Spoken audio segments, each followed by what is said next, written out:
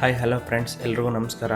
ನಾನಿವತ್ತು ಎಲ್ಲಿದ್ದೀನಿ ಅಂತ ಹೇಳೋದಾದರೆ, ಶ್ರೀರಾಮನ ಜನ್ಮಸ್ಥಳ ಆಗಿರ್ತಕ್ಕಂಥ ಅಯೋಧ್ಯೆಯ ಪುಣ್ಯ ಸ್ಥಳದಲ್ಲಿ ನಾನಿದ್ದೇನೆ. ಈ ಒಂದು ಪುಣ್ಯ ಸ್ಥಳಕ್ಕೆ ನಾನು ಟ್ರೈನ ಮುಖಾಂತರ ಬರುತ್ತೇನೆ.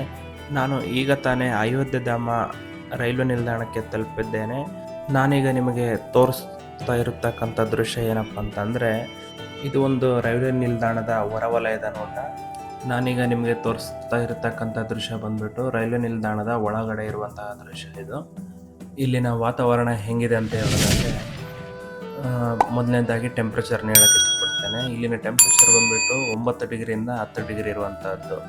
ಸೊ ಈ ದೃಶ್ಯ ನೋಡಿದ್ರೆ ನಿಮಗೆ ಗೊತ್ತಾಗುತ್ತೆ 9 ಡಿಗ್ರಿಯಿಂದ 10 ಡಿಗ್ರಿ ಇದ್ದೇ ಇರುತ್ತೆ ಅಂತ.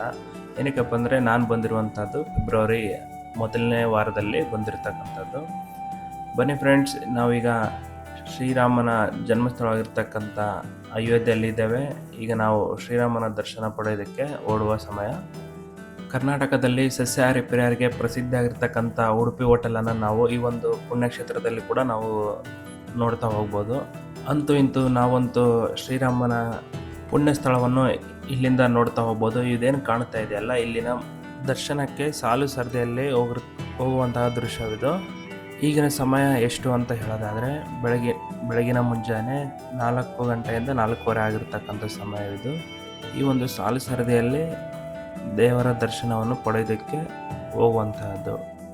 ಇದು ಬೆಳಗಿನ ಮುಂಜಾನೆ ಸಮಯ ಆದ್ದರಿಂದ ಇಲ್ಲಿನ ಜನಗಳು ಸ್ವಲ್ಪ ಕಡಿಮೆ ಇರುವಂತಹದ್ದು. ಏನಕ್ಕಪ್ಪ ಅಂದರೆ, 4:15 5 ಗಂಟೆ ಸರಿಸುಮಾರಲ್ಲಿ ನಾನಿಲ್ಲಿ ಬಂದಿರುವಂಥದ್ದು. ಅಂತೂ ಇಂತೂ ಶ್ರೀರಾಮನ ದೇವಸ್ಥಾನದ ಮುಂಭಾಗದಲ್ಲಿರುವಂತಹ ದೃಶ್ಯವಿದು. ನಾವಿಲ್ಲಿ ನೋಡ್ತಾ ಹೋಗ್ಬೋದು. ಇಲ್ಲಿನ ದೇವಸ್ಥಾನ ಇನ್ನೂ ಕಾಮಗಾರಿ ಪ್ರಗತಿಯಲ್ಲಿದೆ, ಸಂಪೂರ್ಣವಾಗಿ ಪೂರ್ಣಗೊಂಡಿಲ್ಲ.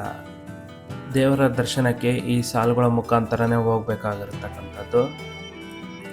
ನಾನೀಗ ತೋರಿಸ್ತಕ್ಕಂಥ ದೃಶ್ಯ ಬಂದ್ಬಿಟ್ಟು ಈ ದೇವಸ್ಥಾನದ ಮೊದಲನೇ ದೃಶ್ಯವಿದು ಮತ್ತು ಕೊನೆಯ ದೃಶ್ಯವಿದು ಅಂತ ಹೇಳಕ್ಕೆ ಇಷ್ಟಪಡ್ತೇನೆ. ಏನಕ್ಕಪ್ಪ ಅಂತಂದರೆ, ಇಲ್ಲಿನ ಫೋಟೋಗಳನ್ನು ವಿಡಿಯೋಗಳನ್ನು ಶೂಟ್ ಮಾಡೋದಕ್ಕೆ ಫೋನ್ಗಳಾಗಲಿ ಕ್ಯಾಮ್ರಾಗಳಾಗಲಿ ಅನುಮತಿ ಕೊಟ್ಟಿರುವುದಿಲ್ಲ.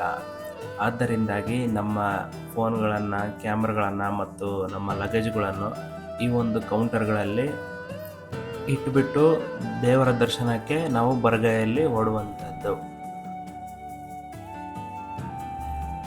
ನಾನೀಗ ತೋರಿಸ್ತಾ ಇರ್ತಕ್ಕಂಥ ದೃಶ್ಯ ಬಂದ್ಬಿಟ್ಟು ಶ್ರೀರಾಮನ ದೇವಸ್ಥಾನವನ್ನು ತೋರಿಸ್ತಾ ಇರ್ತಕ್ಕಂಥದ್ದು. ನಂತರದ ದೃಶ್ಯಗಳು ದೇವಸ್ಥಾನದ ಒಳಗಡೆ ಇರ್ತಕ್ಕಂಥ ಶ್ರೀರಾಮನ ವಿಗ್ರಹಗಳಾಗಿರ್ತಕ್ಕಂಥದ್ದು.